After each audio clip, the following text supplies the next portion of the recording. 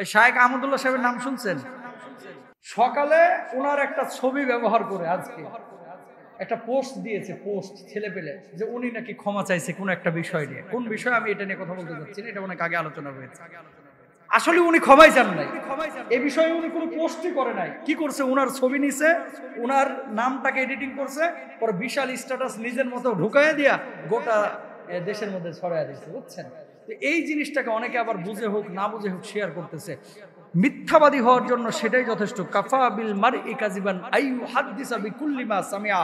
একজন মানুষ মিথ্যাবাদী হওয়ার জন্য সেটাই যথেষ্ট, যা সে শুনলো সেটাই সে প্রকাশ করলো। কেউ এরকম কোনো কাজ করবেন না, ইনশাআল্লাহ বলেন। ফেসবুকে যা পাবেন সেটাই বিশ্বাস করবেন না। আমার অন্তত এই মসজিদের হাজার হাজার মুসল্লি যারা আপনারা আছেন, জোরে সোরে একবার বলেন ইনশাআল্লাহ। ফেসবুকে যা পাবেন এটাই বিশ্বাস করবেন। 2 নাম্বার আসেন, সবাই এক ধরনের আলেম হতে হবে। কেউ আমাকে পছন্দ করেন, কেউ ধরেন ওই তাহরিকে পছন্দ করেন, কেউ আহমদুল্লাহ সাহেবকে পছন্দ করেন, কেউ মিজানুর রহমান আজহারীকে পছন্দ করেন। পছন্দের মানুষ এক একজনের এক একটা থাকতেই পারে, এটা আপনার নিজের অধিকার, আছে না নাই? জোরে বলেন। কিন্তু এই অধিকার করতে গিয়ে আপনি মিজানুর রহমান আজহারীকে তুচ্ছ তাচ্ছিল্য করবেন, আপনি তাকে পছন্দ করেন না দেখে, এটা কিন্তু উচিত না। আপনি শাইখকে পছন্দ করেন না দেখে আহমদুল্লাহ সাহেবকে গীবত করবেন, এটা উচিত না। আপনি তাহেরিকে পছন্দ করেন না দেখে আরে টুপি লাগাইয়া তারপরে মাথা কাটিয়া ওখানে ড্যান্স দেওয়াবেন ইউটিউবে ফেসবুকে, এটা কিন্তু গুনাহের কারণ। সে বিপরীত মতদর্শের হতে পারে, কিন্তু তার সম্মান আছে, আছে না নাই? জোরে বলেন। প্রত্যেকের কিন্তু আলাদা আলাদা সম্মান আছে। কোনো মানুষ যদি কোনো মানুষের সম্মান নষ্ট করে, আমি আবারও বলি, সেটা যেই ঘরানার আলেম হোক, আমি হই, আহমদুল্লাহ সাহেব হোক, মিজান আজহারী হোক, তাহেরি সাহেব হোক, যে কোনো ঘরানার আলেম যদি হয়ে থাকে, কোন মানুষের সম্মান যদি ইচ্ছাকৃতভাবে আপনি মিথ্যার আশ্রয় নিয়ে নষ্ট করেন, আরেকজন মানুষের হক নষ্ট করার গুনাহের ভার আপনার উপর আসবে। জোরে বলেন নাউজুবিল্লাহ। এই যে দেখেন, এই যে আরটিভি গতকালকে নিউজ করছে, সুধা রানী হবেন হাদিসের প্রভাষক। একজন হিন্দু মহিলা, ওই যে শিক্ষক নিবন্ধন পরীক্ষা হলো না, তো কম্পিউটারে যে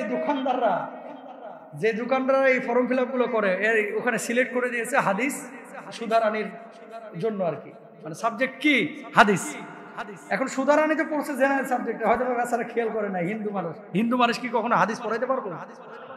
এখন পরীক্ষায় পাশ করে গেছে, এখন তার হয়ে চলে আসছে পাশ, যে এখন যদি এটা মানে শুধরানো না হয় আর তার যদি নিয়োগ হয়ে যায় সামনের স্টেপগুলোর পরে, তো হাদিস পড়াবে সুধা রানী। কাদেরকে? হাদিস কার বাণী?